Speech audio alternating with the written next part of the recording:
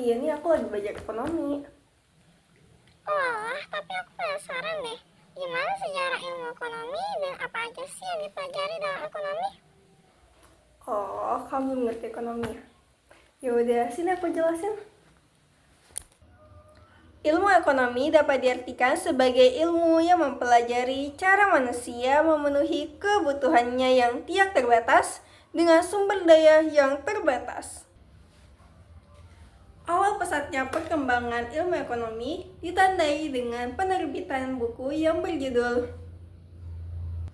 atau yang lebih dikenal dengan Wealth of Nations pada tahun 1776. Pada zaman dahulu, manusia hidup berpindah-pindah atau yang disebut juga dengan nomaden dan bergantung pada alam.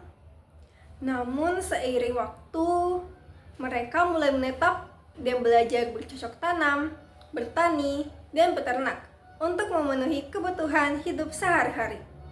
Mereka menghasilkan makanan sendiri dan hidup secara mandiri.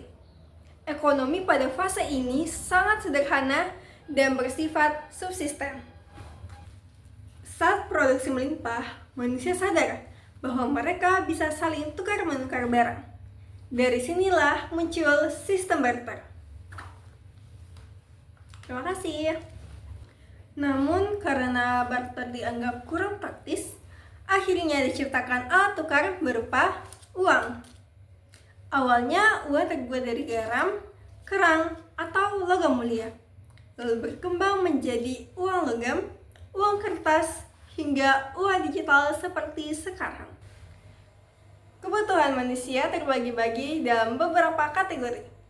Yang pertama, kebutuhan menurut intensitasnya. Yang kedua, kebutuhan menurut sifatnya. Yang ketiga, kebutuhan menurut subjeknya.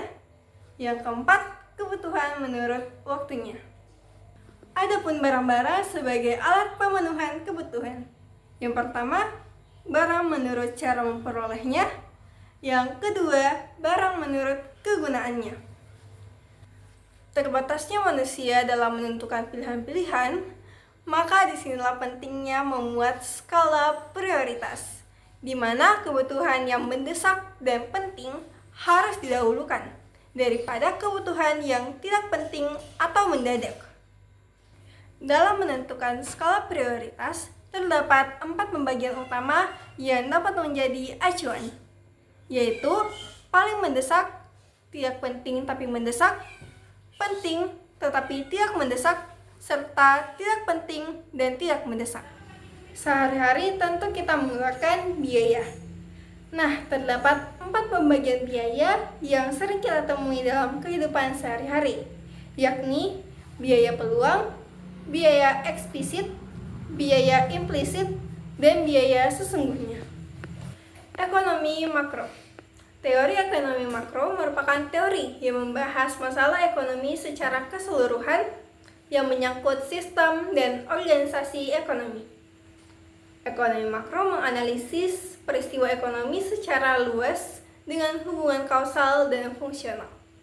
Variabel dalam ekonomi makro yaitu pendapatan nasional, kesempatan kerja, pengangguran, inflasi, dan anggaran pemerintah.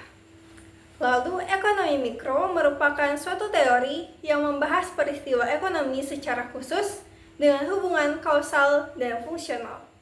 Objek penelitiannya yaitu rumah tangga, konsumsi perorangan, perusahaan, dan cabang industri. Motif ekonomi adalah setiap alasan, dorongan, dan kegiatan yang dilakukan seseorang atau badan untuk melakukan tindakan ekonomi. Lalu, prinsip ekonomi adalah usaha untuk mendapatkan hasil tertentu dengan pengorbanan yang sekecil mungkin.